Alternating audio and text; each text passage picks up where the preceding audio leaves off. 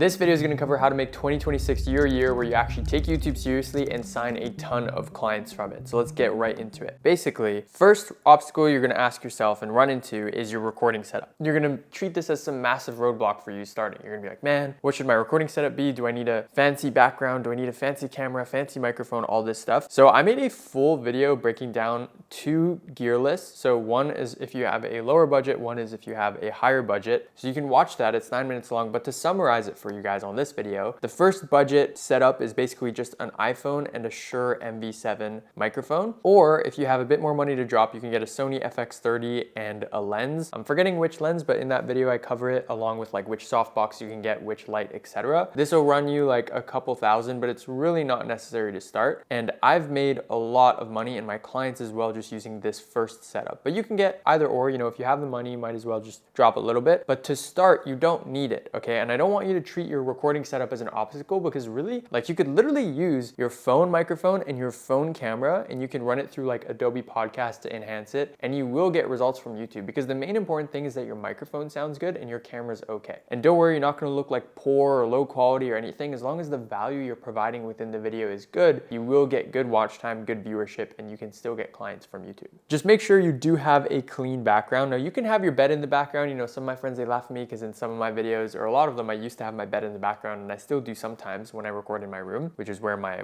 office is. Well, the thing is, as long as the video is good, you're gonna make money. So just remember that. Now, just make sure there's no like clothes on your bed or there's no garbage in the background and that type of thing for sure. But overall, just don't overthink it. So the next one is what do you actually talk about in the videos. So you need to make videos relevant to your business and your offer that you're selling. And I'll get a bit more into this later, but if you're actually like making money from your videos, it's gonna be a lot more easier to stay consistent with it. Don't make random videos that are unrelated to the offer. For example, if you're selling a done for you cold email offer, don't go make a video called my new Lamborghini Huracan that I just bought. Like, no, don't do that. Okay, make videos relevant to cold email, client acquisition, business growth, etc. So that also ties into the next point, which is don't do vlogs and lifestyle content. You know, this does work for some people, but I really think it's on the downturn because frankly, the entry point to this cool lifestyle is very low now. Like you can just put 25, 50K down payment and like couple $1,000s a month payment plan on a car and you will have a nice car. And with apartments, people are doing Airbnbs and flexing stuff. Basically, people are just very skeptical, and the barrier to entry to making it look like you have a good lifestyle is very low. So, and people are catching on to this. But if you build your brand on actual value and you make valuable content, which is my next point, you will have a very long and evergreen brand. We have some clients who are making 400K a month from YouTube organic, and it's because they did zero lifestyle flex. They just made valuable videos that were hyper relevant to the exact person that they were trying to target. Finally, you should hold almost nothing back. Some people, they ask me, Ayman, when I make a video, how much do I give away? Should I gatekeep some stuff? Oh, this is usually in my program. This is for our private clients. The thing is, you should give away practically everything on YouTube. And this way, people will actually get value from what you're teaching. But if you gatekeep a lot of stuff, people are gonna feel clickbaited and they're gonna walk away from the video feeling like they didn't learn anything, which is the absolute last thing that you would want. So next up is the 3 types of videos you should be making. So first we have action-based videos. These typically start with the word how to at the start of the title, not always, but I'm just trying to teach you how to tell an action-based video from another type of video. So what an action-based video is an actionable video, meaning somebody can watch it and know which exact actions to take after they watch it. So for example, if you make a video called how to make a dropshipping website in 2026, then you show first like buying the domain, and then it's like making the store in Shopify, which themes to use, and then it's like CRO, conversion rate optimization, and then it's like whatever else is after it, like the post-purchase upsells, all that good stuff. It's an actionable video. Somebody's gonna walk away from the video and get value and have the exact next steps they need to do.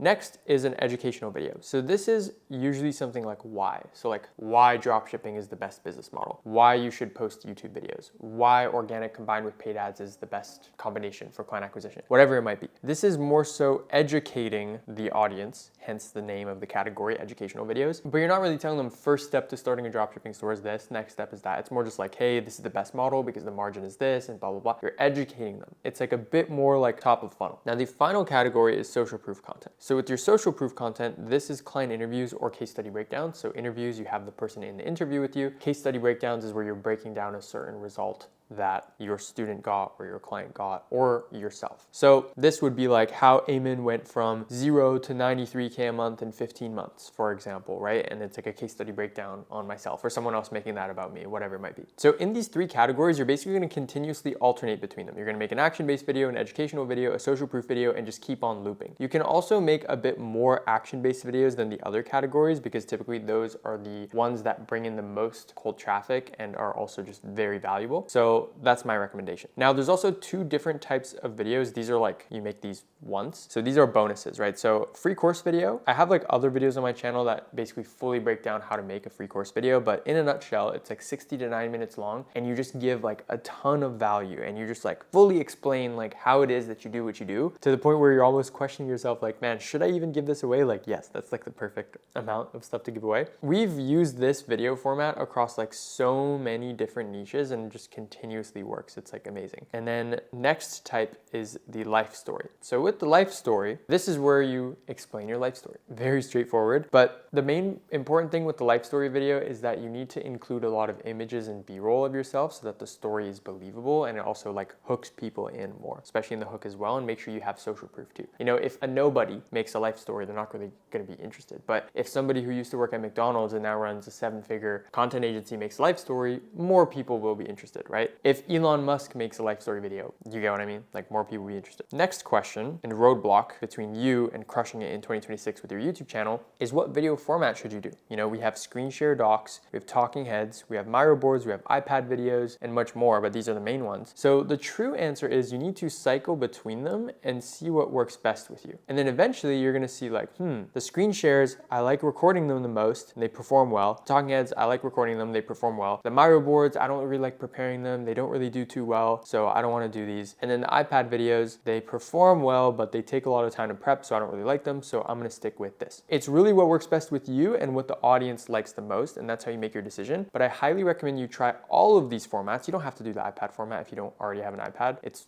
a waste of money, to be honest, as I'm holding an iPad. The screen share doc videos and talking heads have made me and my clients like so much money. Those are our favorite ones to do. We typically try and do a 50-50 split between screen share docs and talking heads, or depending on the niche, like if it's like a more like biz op-y niche, we can do a bit more talking head, or if, you know, it's a lot more like deep, like insight based niche, or it's like B2B, it has like a lot of information, you can go more into screen shares. You can also do a video that's like half talking head, half screen share. So you can like create your own formats, but ultimately it's like what works best for you and what works best with the audience. Now, some formats are easier to record than others. For a lot of people, screen shares are easier to do because you're not looking into a camera lens. You know, you actually have like something in front of you that you can read, and a lot of the attention from the viewer is like pushed onto the screen rather than like on yourself and your face. Now, next question is how often should you post? A lot of people think, yeah, I'm gonna post a daily YouTube video or I'm gonna post 3 times a week. They set these crazy goals and it's like, bro, you're barely posting 1 video a month, if that. So it's like, don't overdo yourself. Okay, literally, we have clients booking 200 sales calls a month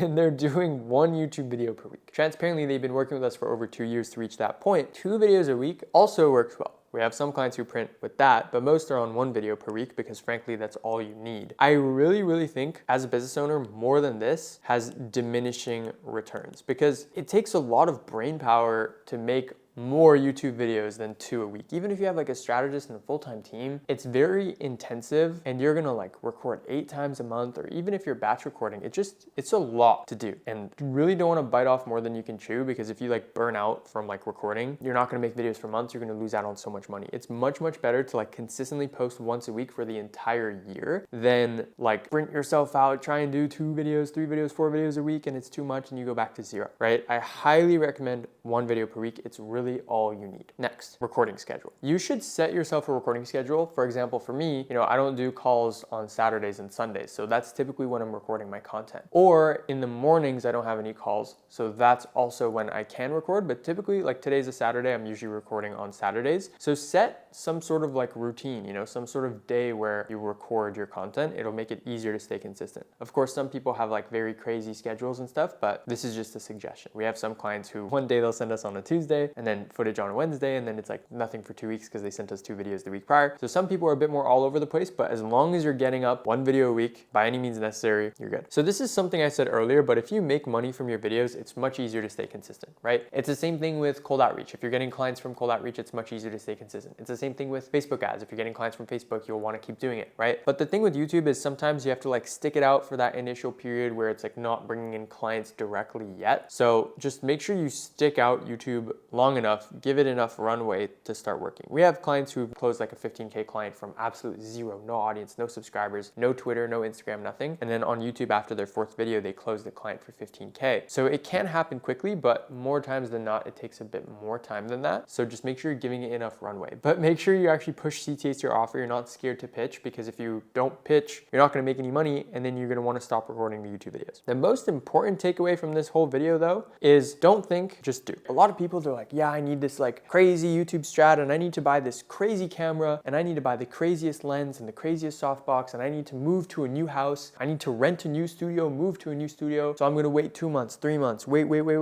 Oh, the whole year is done. You didn't record anything, right? But instead, the dude in his parents' house recording with his bed in the background prints like 7 figures because he's just recording. He doesn't care. And that's exactly the type of attitude you need to have. Focus on getting content out there. Now, I'm not telling you to like put slop out there, right? It should be good content, but you don't need a crazy setup to make good content. I have in my room, which I work in with my computer and stuff, my screen share videos are recorded with my iPhone clamped on top of my monitor. It's like my second phone. It's like an iPhone 14, just clamped with like a magnet on top of my monitor. And then I have a Shure MV7 microphone, and those videos rip. And always on sales calls, people bring up those videos, and they bring up these videos as well. But the point I'm trying to get across is that don't overthink the strategy, the setup, like all this stuff. Like it's much better you post a video, and like whether you're feeling imposter syndrome, whatever it is, just post the damn video. Trust me, you're going to start to get into a flow. The first iPad video I made, which I don't know if it was posted before this or after this or what, but it was like really bad because I struggle to write while I'm speaking. And you know, I feel like I'm speaking faster than I'm writing. It was like weird. So what I did for this video is I wrote the whole video out before I recorded. So this way I can focus on my speaking. But I would have never known that if I didn't just record that other iPad video where I was struggling. So you need to just throw yourself in the fire. It's same thing with like any team member. You like throw them in the fire. Like, of course you give them some training and stuff, but you can only train so much before like you start taking action. Now, the 8th thing is you need a team.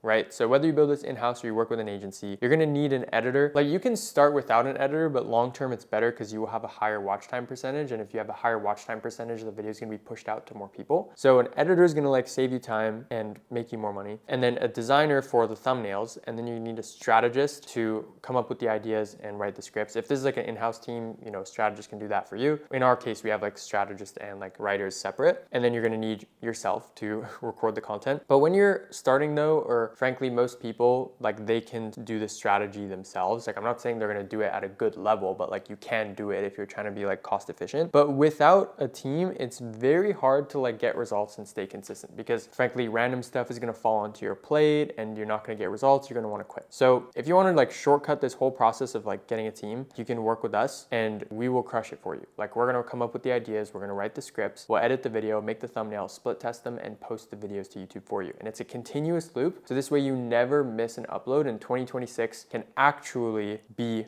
your year. So if you're sick and tired of telling yourself on every New Year's resolution, you know, I'm gonna do YouTube this year, blah, blah, blah, and then after a month or whatever, you just like don't do it, like just work with us on a done for you basis. It's gonna be the first link in the description. Or if you wanna try and see maybe how you can do this yourself, just watch my free course. But that's it. I'll see you guys in the next one.